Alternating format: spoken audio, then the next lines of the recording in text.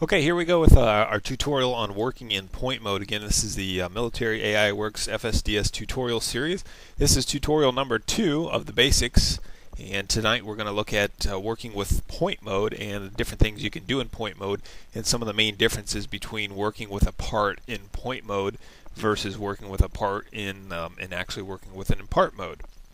So I will tell you ahead of time that the majority of design work that you're going to do, you're going to find yourself just maneuvering and moving points of a specific model or part in three-dimensional space. And again, if you think of a model, if you strip away the solid texturing and it just becomes just a wireframe model, each one of those wireframes can have a point on it, or where two wireframe pieces meet, sort of, they can have a point there, and that's essentially manipulating those points and moving those points around will change the shape of your part.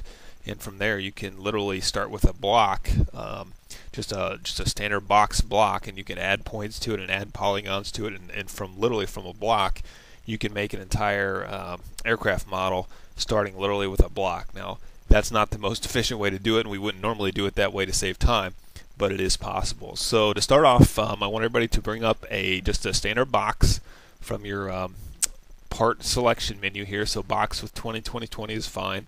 Origin at the center is fine. Go ahead and hit OK for me. And let's see if my computer's going to crash. There it goes. Alright, so we just have our standard box here, and for the purposes of the tutorial today, I'm going to go ahead and turn off the solid texturing over here in the preview window, or the perspective window. So to turn off the solid texturing, I'm going to go up here to view mode, or view menu, click on view menu and go down to about the 7th selection down, which says perspective view, and then that'll bring up a second pop-up window. And over here, notice it says display as solid, and I know you may not be able to see it very clearly on the video, but there's a little check mark next to the display as solid selection. I'm going to go ahead and left click that, and that will turn that off. And so now what we get is the actual wireframe view of the piece here, in this case this part, this box. So I'll zoom that out a little bit. So again, when I talk about, you'll hear me talk about wireframe models or whatever, this is what I mean. We're just getting rid of the solid texturing so you can see what it looks like in sort of a three-dimensional computer-aided design program kind of point of view. So we're talking about point mode, and right now I just have it in part mode. As you can see, in part mode you actually see the whole part. If everyone can go over here to your little point mode icon, which looks like a little period, or the shortcut key on the keyboard is F8, go ahead and push that for me, and you'll see that when you do that, it actually brings up the different points that make up this particular part, which in this case is a cube or a box. Okay, just don't forget that when you have this cube, you actually have more than just the 4 points. If you look at each of your design windows, your 3 design windows, you only see 4 points. Okay, the actual 8 total points are actually there, and I can show you that by just moving the points out of the way so that you can see them. Okay, so I just want you to be aware that depending on how your part is oriented in your design windows, there may be points hidden behind other points inside that structure. Okay, so that's something when you're working in point mode, you have to, again, we talk about wrapping your head and wrapping your brain around this idea of working in 3 dimensions. This is, kind of one of those things where you just have to realize, oh, there's actually extra points behind that. So let me get rid of this. I'll go back to part and delete real quick. That's the quickest way to delete it. I'll bring it back up again and again. Let's see. Let me show you something here. If I go ahead and select point mode ahead of time with no parts already brought up or no parts pre-selected, just go ahead and select point mode, and I can still select my box and bring it up. And notice this time when it comes up, it actually comes up in point mode with the points visible. And just to show you the differences here between the different parts, I'll go ahead and bring up a tube. Okay, in this case, I'll give it a bunch of, well, let's just give it a couple sections to make it easy here. Just 2 sections, and we'll do 16 points per section just to show you what this looks like when you bring it up in point mode. So I'll select point mode, and you can see here from the wireframe model that you've got, again, you've got 1 section here on the right, 1 section here on the left, and all these points essentially that make up the different side sections over here. So if I take the whole part and I rotate it a little bit, whoops, R for rotate, rotate it a little bit sideways like that, I think you'll be able to see the points a little bit clearer. So there we go. Okay, so each one of these little dots in these windows, and if I expand the view, and again, to expand the view, I just have to click in this window to get my yellow highlight box around it, right click on the window, and choose expand view, and that'll bring up the entire window in one giant thing. But again, you can see all these individual points that make up this, in this case, a tube structure. And don't forget, we're only looking at it from one two-dimensional angle, so there's probably 8 or 9 points, and then there's 8 points on the other side or 7 points on the other side to come to a total of 16. So let me get out of that by unselecting the expand view portion here. Okay, so that's what a tube looks like with all its points highlighted. Okay, again, part delete to get rid of that. I'll bring up a disk. Same thing, and again in point mode, and you can see if I zoom out a little bit here, you can see all the different points with this one point here in the middle that make up a disk. Delete this guy. What's next? The oval's sort of the same thing. No point in bringing that up. A polygon, kind of the same thing here. Again, if I bring it up, I generally tend to bring things up in part mode and then switch to point mode. You can bring them up in point mode, that's fine. But I'm just trying to show you the differences here, what these different parts look like as they're drawn. This should be interesting. A sphere, this should have a bunch of points on it. If I go ahead and bring that up and then select points, again, go into point mode, you can see all the different points that make up this sphere. Okay, so again, this would be a very detailed wireframe model that, if you apply a texture to it or you apply a solid surface to it.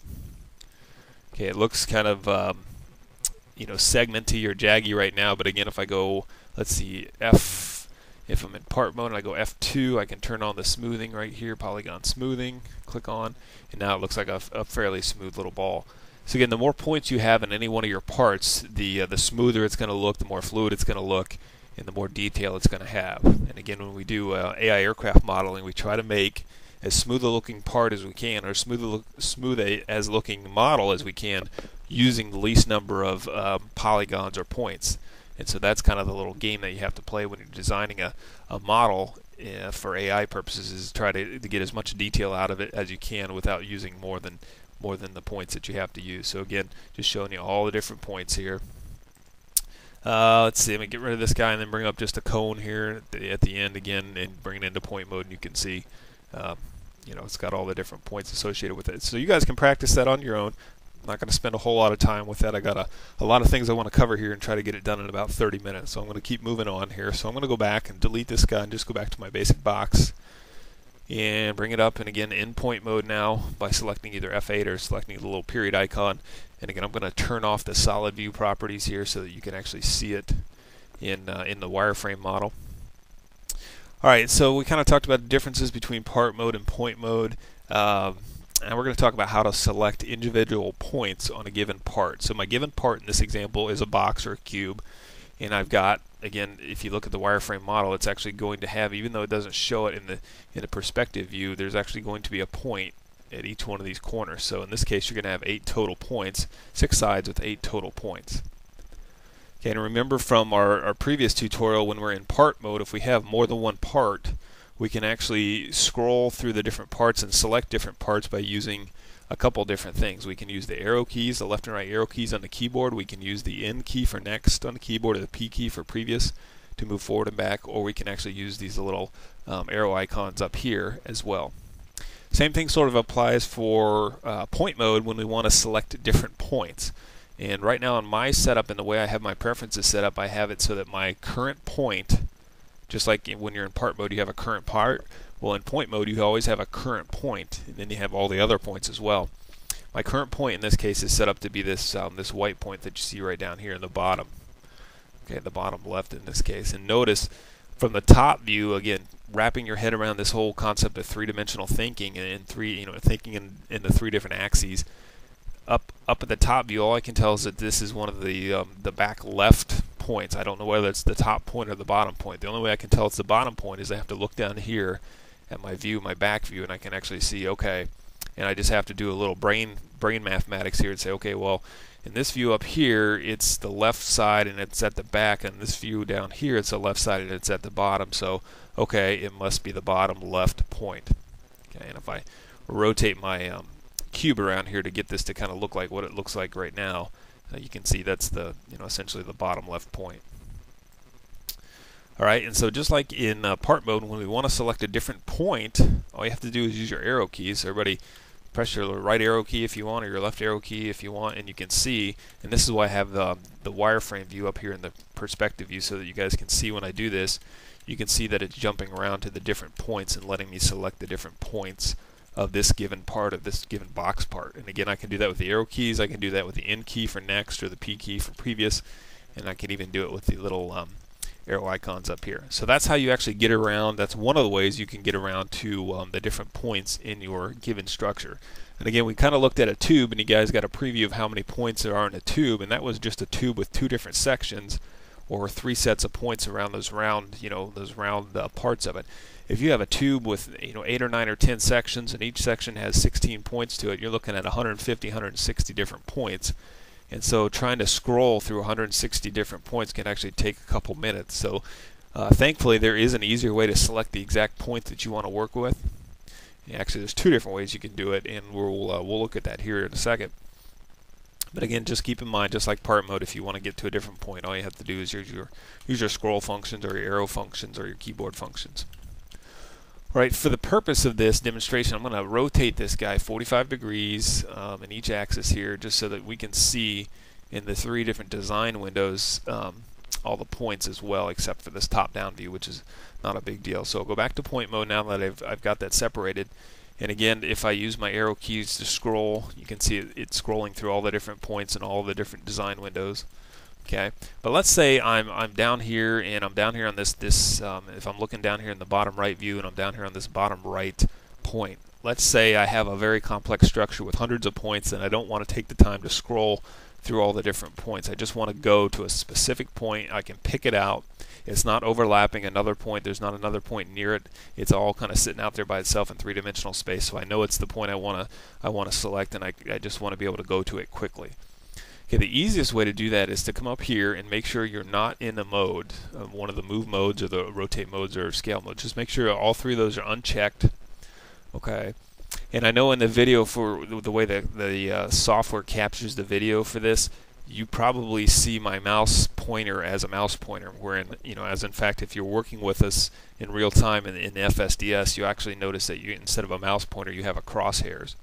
Okay, so you just have to take my word for it that right now, if I select a move mode, I have my crosshairs, then it puts a little letter M down in the bottom right corner of my crosshairs. Same thing if I select R for rotate, it has a little R just to remind you. So I want to make sure I don't have any of those. All 3 of those are unchecked, and I just have my basic crosshairs. And again, in the video, it probably just looks like my mouse pointer, but just bear with me here for a second. If I don't have any one of those modes selected, I can actually take my crosshairs and I can just put it on a given point that I want to select and left click on it. And if I just left click on it, I can actually select that point manually that way instead of having to scroll around to the different points. Okay, so I can just left click on each individual point that I want to choose, and then I can move that point or scale that point or rotate that point or whatever. Okay, so that's the second way to choose your point, and that's if you don't want to scroll through it. Okay, there is one catch when you do that though, and I'll show you here real quick. Bring up another box, go to point mode F8 or point mode here, zoom this in a little bit. Okay, with a box sitting like this, sitting on its normal axis, again, we talked about in this mode here, you're seeing essentially the top 4 points, but don't forget there's the 4 points down here on the bottom that are below it. Okay, so if I use this method, if I click on the point that I want to select, remember there's this point on top, and then there's a point down below it here in 3-dimensional space. So when I click on it, okay, it's going to select one of those points. I don't necessarily know which point it's going to select, and if you notice up here, let me flip this around to the way it actually is sitting in the design windows. In this case, it selected the, let's see, it's going to be up in the front. Okay, there sort of we go. There we go. So in this case, it actually selected the bottom point up here on the front left. If I click on it again with none of these modes active, if I click on it again, okay, it should select the top point. So I've got this all jacked up over here. But see if I can get that rotated around to the way it should be. Oh, get up there. There we go. Okay, so again, notice I know in this case it's the top point, because if I look here in this view, it's up at the top. In this view, I know it's one of the left forward points. In this view, okay, again, this is looking from the right. This shows me that again it is the top point. So again, click on that point again, and notice it goes back down to the bottom, and you can see that down here. If I click on it again, come on, you can do it. There it goes. It goes back to the top. So let's see here. I've got my box all turned around here. Let me get it to the way I want it. There we go. Okay. So again, I can click on that all day long, and it doesn't necessarily know which point you want to select. So if it comes up with the point that's underneath it, and you want the other one, just click on it again, and you can see how it goes back and forth between the two. So I just want to caution you about using that way to select your points. Okay, so that's the second way you can do it, and then there is a third way you can do it. And again, I'll show you this by rotating our little box here so we can see our points individually. And go back to point mode, and that is you can use the mouse select highlight box. I don't know what you want to call it. I kind of call it the highlight box.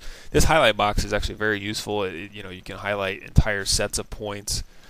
Get out of that. You can highlight all of the points at once using this box. You can just highlight one. Again, remember when you highlight them, they're normally going to turn a different color. In my case, I have it set up so that they turn yellow. Okay. And notice up here on the top, this one point is green, and that's because it has been highlighted, but it's also the current point. And notice if I use my arrow keys and I start scrolling around, as it moves around to the the quote-unquote current point, it's going to turn that point green because it's already in yellow. But just remember that whenever you highlight something, the highlighted points or the highlighted part or the highlighted polygon is always going to take precedence over whatever your current part is or your current point is or your current polygon. So whenever you highlight something, those points or those parts are going to take precedence. So I can move this around to a different point all I want, but it's not going to change anything because I've got these other points highlighted. Again, to undo the highlighting or undo the selection process, just go Shift U, okay, and that will get rid of them. Then again, you can see my little white point, which is my current point as I move it around here. So again, I can select individual points doing this way using this little highlight box or the mouse select box.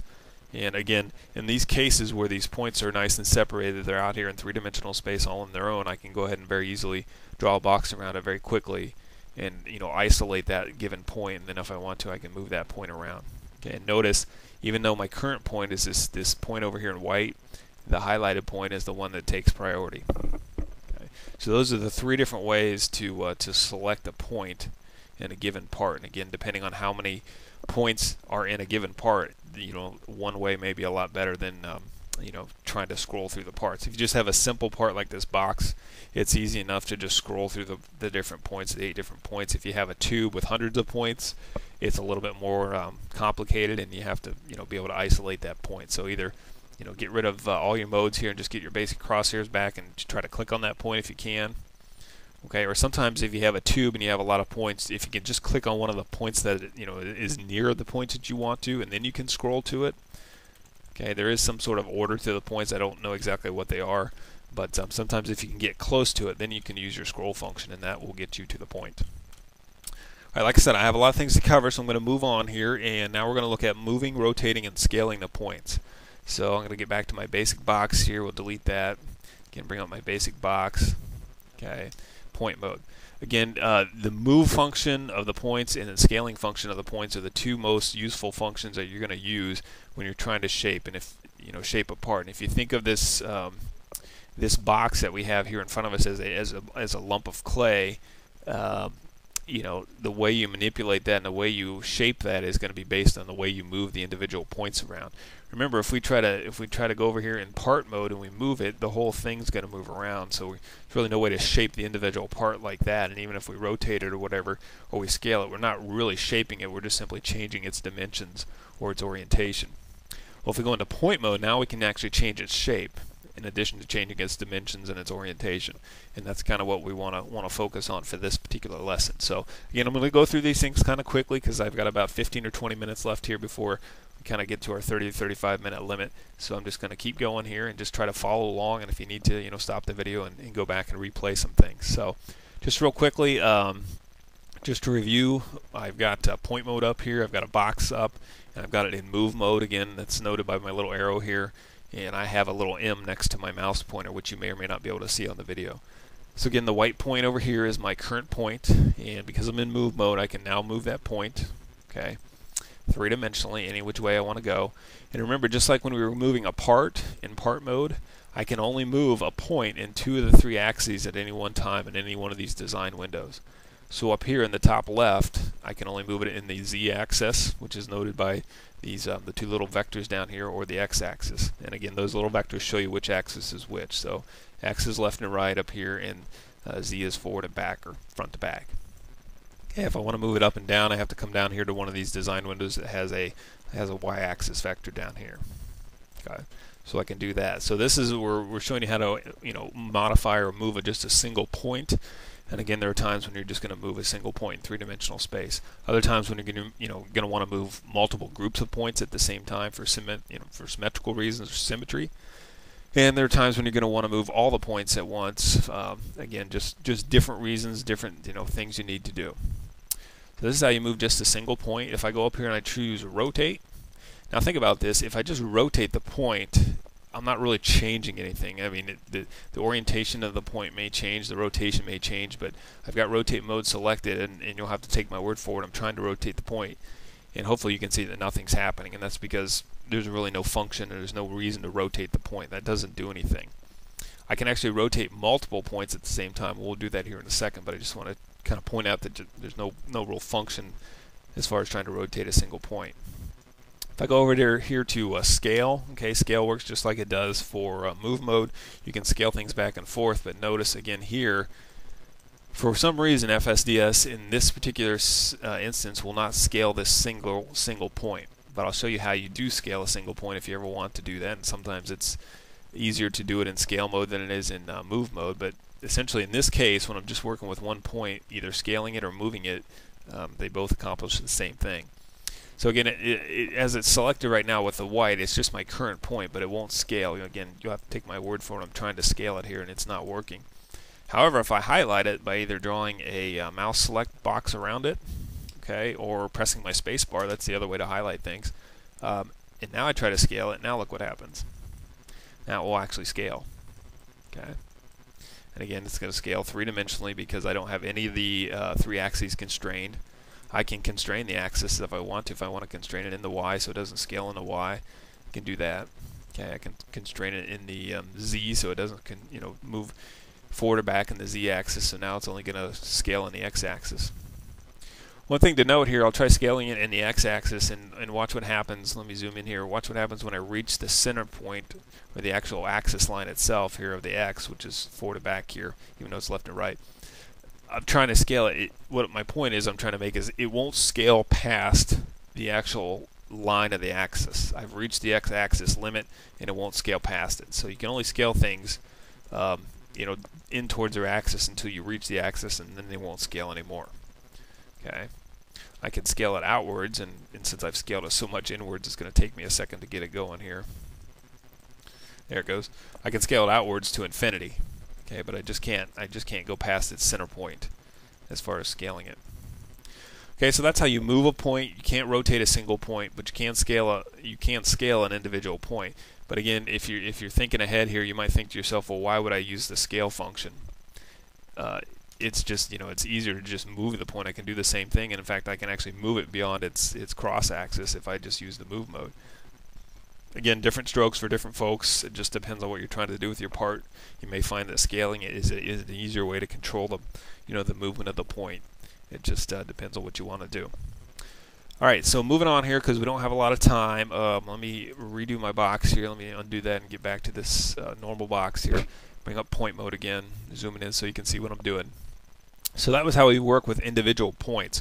The majority of the time you're going to actually work with more than one point at one time, especially when you design scenery, because you want to keep your design symmetrical and for the most part at right angles and square looking and normal looking. If you don't scale a set of points at the same time, or if you don't move a set of points at the same time, then you have to move them manually and you have to kind of eyeball them manually. So it's just a lot easier a lot of times to go ahead and move an entire set of points, or move a set of points at the same time, or scale them at the same time, as opposed to trying to do them one at a time. And that's again one of the more powerful features that FSDS offers, is the ability to do this. So let's start with moving a set of points, and again I can select a set of points by simply scrolling to each individual point and pressing the space bar to highlight that point.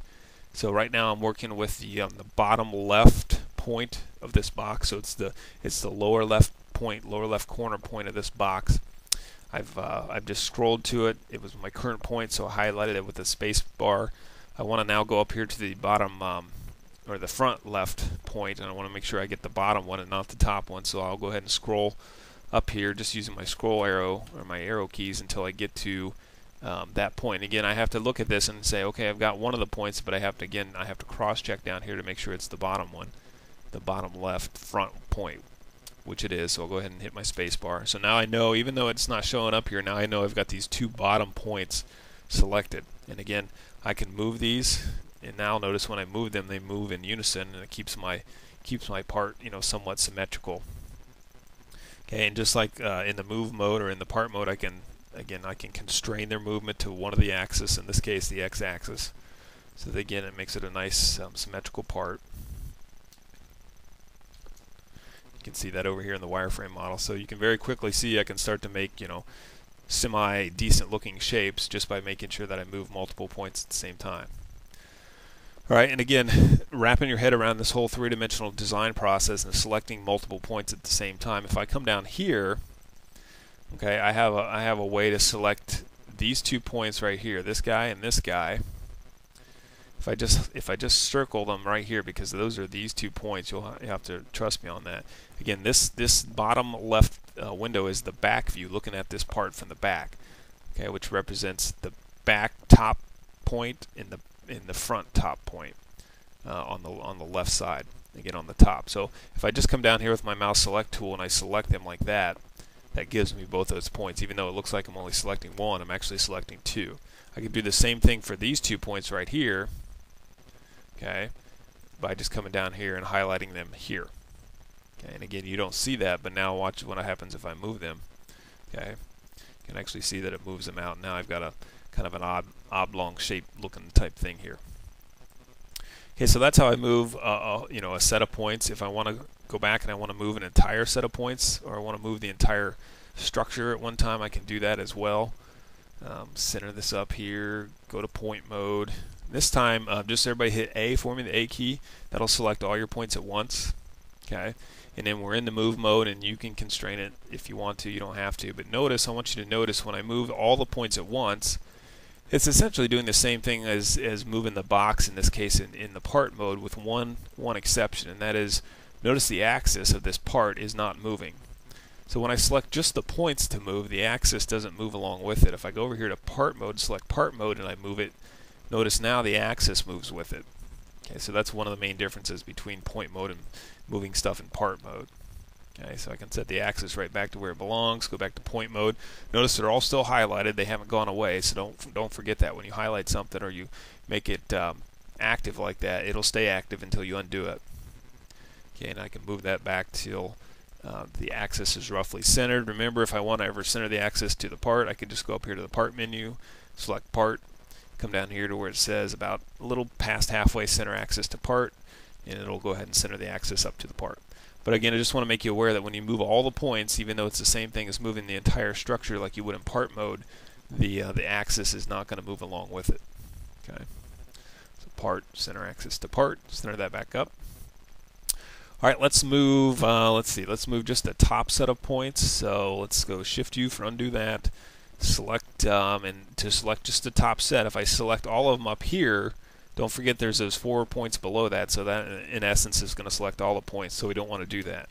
So I just want to get the top one, so I can select these 2 guys down here, or I can select these 2 right here, and that'll select the top ones. Okay. And notice you can see that they're selected here, but in this window you don't necessarily see that. Okay, but they are there, and we can move them back and forth, left to right, up and down. All right, so that's how you go about moving a set of points, or a set of a given set of points, or all the points in a given part.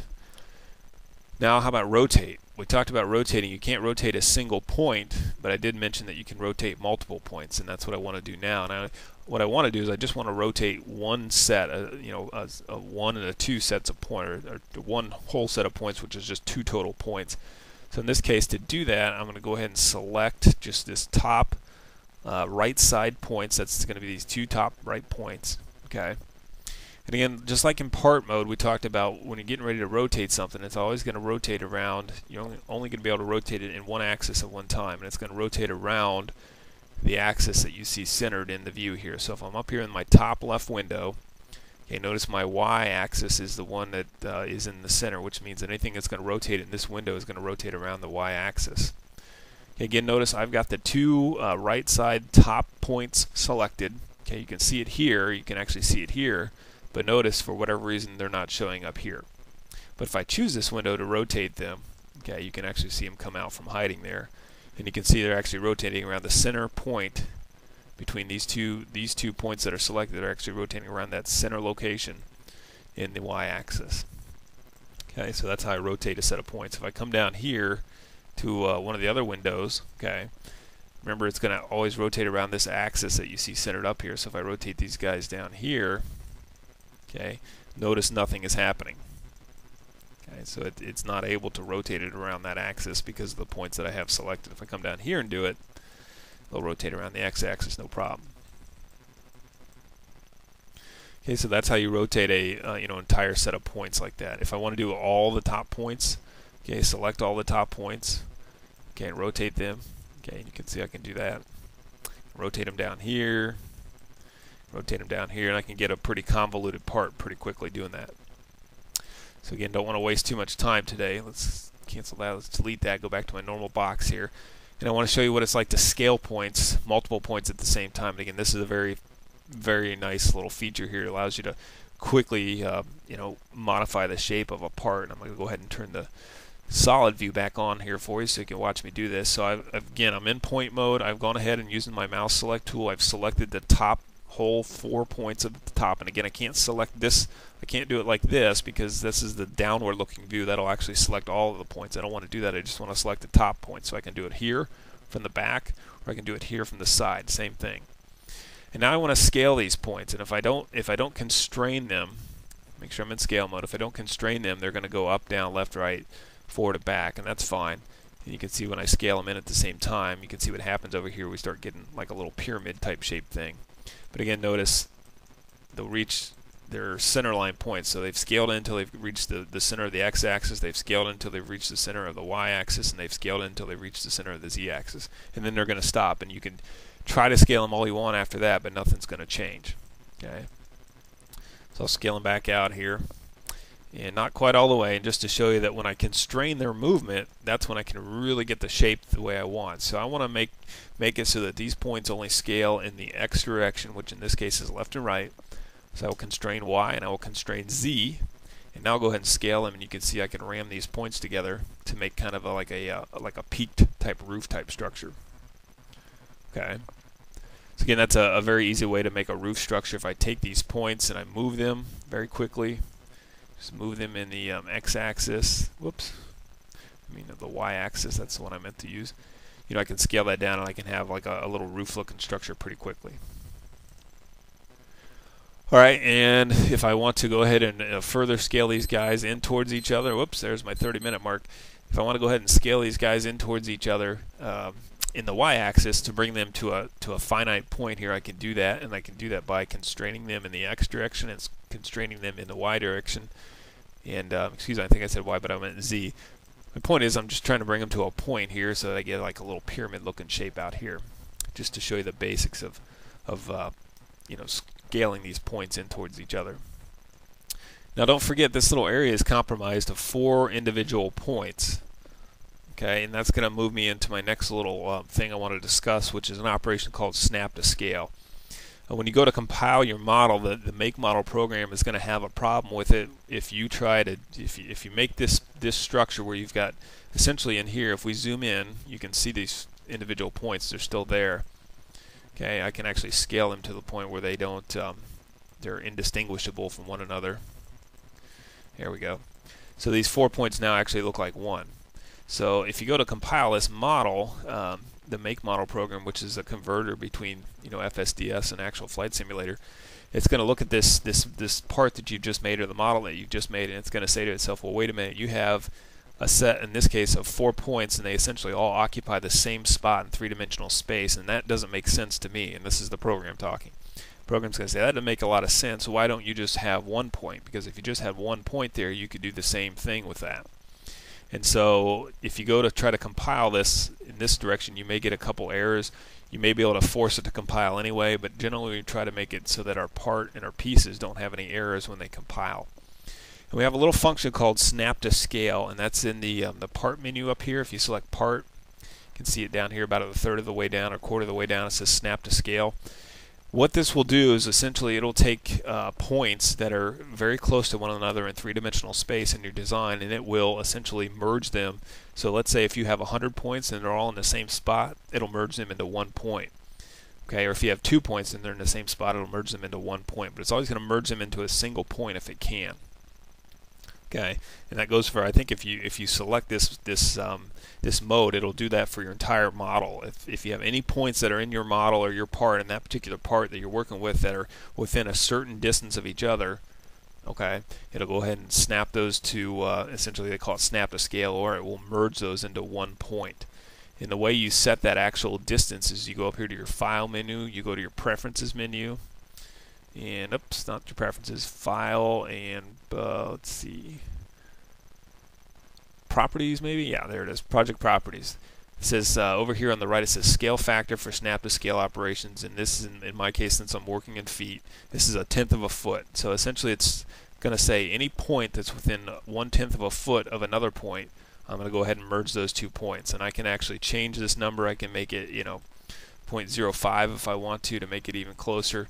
Again, this is going to be a useful feature when you're designing different models, because if you think about it, if you have 100 points and you scrunch them all down to the same area, and then you try to work with that, if you don't select all those 100 points at the same time, they're going to get a little bit disorganized or out of order, or one's going to get left behind and your model's not going to look right. So essentially, when you have that situation where you scrunch these points all together, you really do want to eliminate all the extra points so that it makes it easier to work with.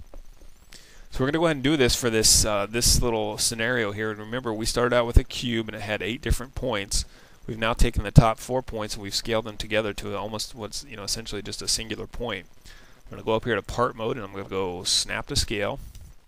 Okay, when it did that, it says 3 points eliminated. Okay, and that makes sense. Remember, we took 4 points and we kind of rammed them together. So in this case, we went Snap to Scale and it got rid of 3 of the 4 points and it left us with just a single point. So if I hit Shift U and get out of that, and I go up to this and I select this, you can see now that I just have 1 single point here instead of 4. Okay, so that's sort of what Snap to Scale does for you, and that's a fairly useful feature that you guys can experiment with that a little bit. You can change the values of how much tolerance you want it to snap to scale at, or how far apart you want the points to be considered to be to snap to scale or to be merged like that. Alright, so kind of running out of time, so I'll keep moving on here. Adding or deleting points. I want to talk to you about adding or deleting points. You can delete a point or you can add a point. Easiest way to delete a point is to make sure it's the current point like this, like the white guy, and hit delete. Okay, when I do that, notice what happened. Okay, I lost a lot of structure. I took out that top point, and therefore I lost all that structure that was associated with that. Okay, so all I'm left with is that essentially the bottom side of my part here, and you can see that. Notice when I did that, the actual axis didn't move, but it's now no longer centered to what's left of my part. Okay, let me undo that and just show you that again, and I can do that, and I can go to a different point and select this point and hit delete, and same thing, you can see it deletes that whole side of the part here, and you lose a lot of structure. So you have to be careful when you delete points like that, because you are going to generally lose structure. Sometimes you'll have points that are sitting out here, floating out here, and they're not connected to anything. They'll be called orphan points, and that will affect your center. Your axis center is always going to be based on the points that you have left. Okay, so if you ever have a situation where you want to center an axis to a part and it's not centering up, it's probably because if you go into point mode, you have extra points out here that have gotten themselves unconnected from the rest of the wireframe model, and for whatever reason they're just sitting out here in three-dimensional space not doing anything, and you can actually get rid of them by going to Part, and this little selection down here says delete orphan points. Now this particular part this time didn't have any orphan points, and that's fine, but you will have that and you will run into that situation. So if you ever have a situation where you're trying to center your axis up and it won't center go center axis to part and it won't do it for whatever reason, or the axis won't move, it's probably because you're in part mode at that time. And if you switch to point mode, you'll see that you have these extra points floating around out here in three-dimensional space. Okay. Let's see. All right, the last thing I want to talk about is adding a point to a part.